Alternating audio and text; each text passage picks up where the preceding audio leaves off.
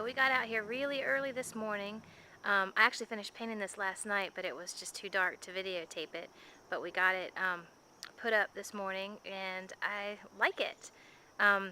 We still have to cut out the door and make a real working door there, and then I'm going to paint in some window panes on those windows to make them look more realistic. And it took so long. I mean, it took me all day to do this. So I think what we're going to do is just do maybe black and just black out the rest of the building. And maybe just, there's tons of big, huge fallen tree trunks around here. So I think I might just lean those up, cover it with black, and then lean those trees up to make it look, you know, just not noticeable. But let me get a little closer so you can see. I have the most awesome tool. I bet most of you have it too. One of those wood grain tools. So you just paint a line with the white, and then you do that tool back and forth across it, and it gives it all these different wood grain textures right here. So it really, you know, if you don't look too terribly close, it really looks like multiple panes of wood. So anyway, that's what we have so far, and like I said, still got to do the door, do the windows, and black out the sides, and put some flowers, you know, dead flowers or something up here. Oh, and a porch light, definitely a porch light that works. But that's what I have so far, and I'm going to go around back and keep working. So we're getting ready to call it a day because we're getting ready to head to Charleston to do the Boone Hall Plantation Fright Nights. So that's going to be it for today, but I wanted to show you a couple of changes that we've made. For starters, we're looking backwards at the Jason Friday the 13th, and you can see we've got all of these walls put up here, and we've also added a new element where we're going to put chain link in from across here, and with a slit in it, that, you know, with danger and do not enter, and Elm Street, whatever. And so you have to, junkyard, so you have to go into that to get into the junkyard for Freddy, which is going here. And I still have to put another tarp that goes from there to there, so you don't see that. But one of our biggest changes we made is this was supposed to be the hay field, and I've just not been happy with it. It's just too small for the scares that we have, so we're going to take all of the hay and move it towards the end down there, so that as soon as you finish with Freddy, you go right into the cave.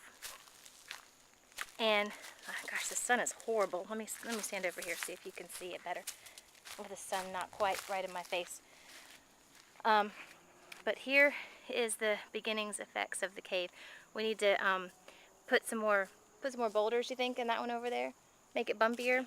So do that, and then we're gonna pretty this up a little bit, and then this wall is gonna extend on over. But I think my husband's done a great job. I really like it.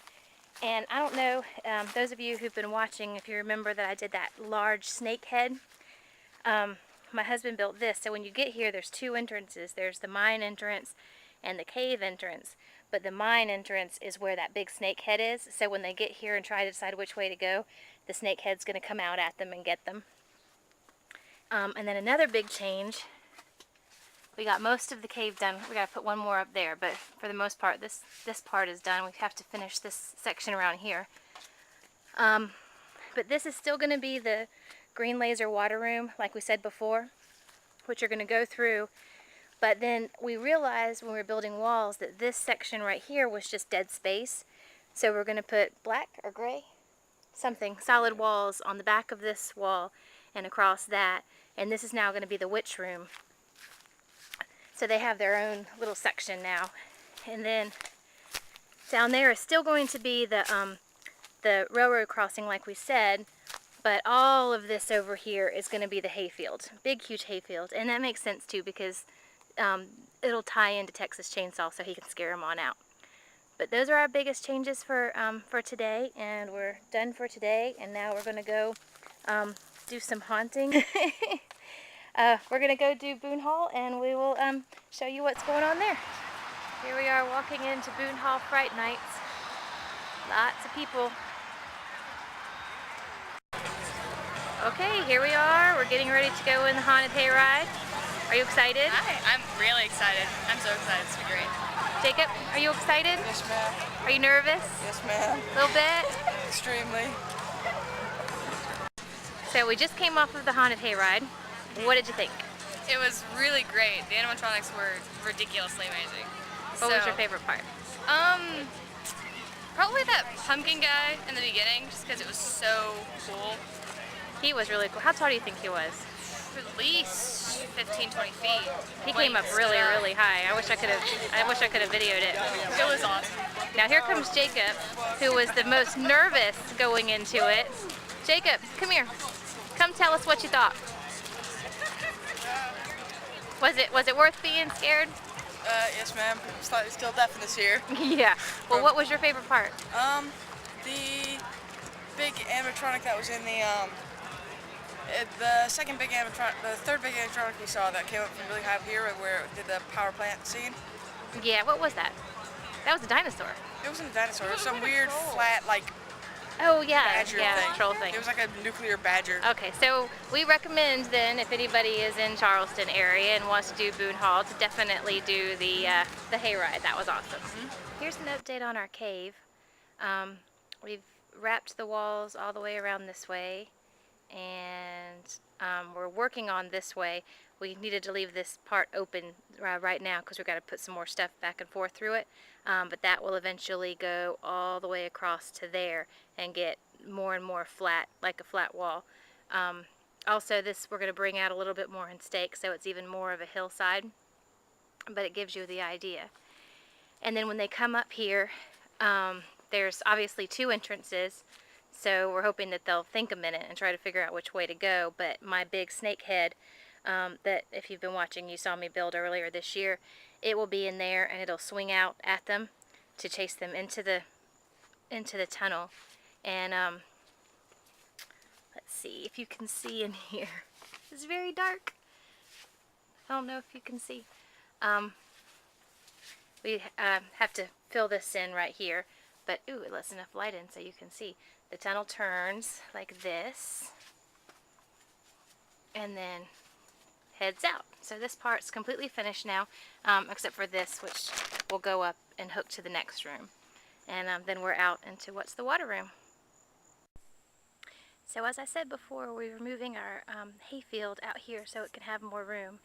And Monday night at Scouts, we're going to get the boys to take all those hay bales that are over there and roll them over here. And there will be a black wall from that tree over to the building and over to this tree. So all of that will be the hay. And I've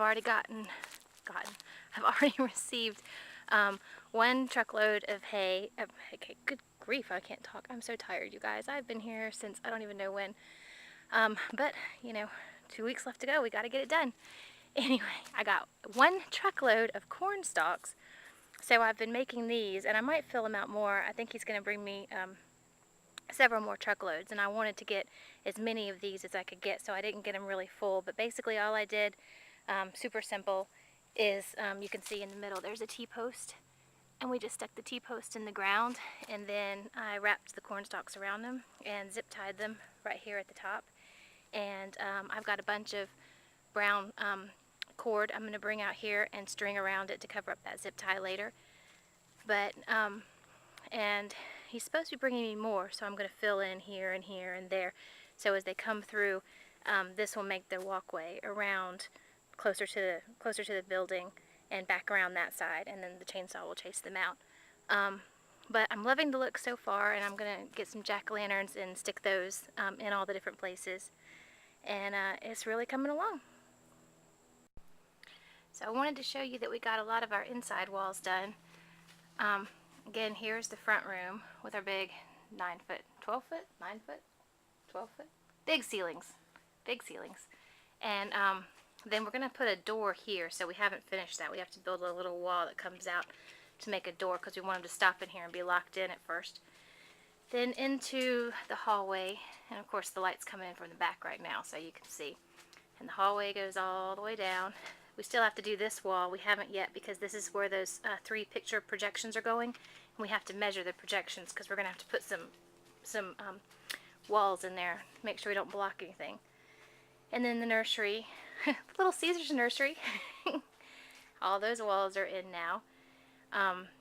We haven't done right here yet because this is where we have to build the closet doors. So we haven't done, yeah, for the wardrobe, we haven't done that yet. And then we got a lot of cardboard. We're going to pad these walls a lot because it's going to be pretty dark in there and people are going to be bumping back and forth. So we're going to cardboard all of this. And then, of course, out to the clowns. And finally, to end this weekend, we've got a brand new front door on our spooky house. And we're going to call it a weekend and go home and take some much needed rest and relaxation so we can start all over next week. Thanks for watching, and if you haven't already, like this video if you do, and subscribe, and happy haunting!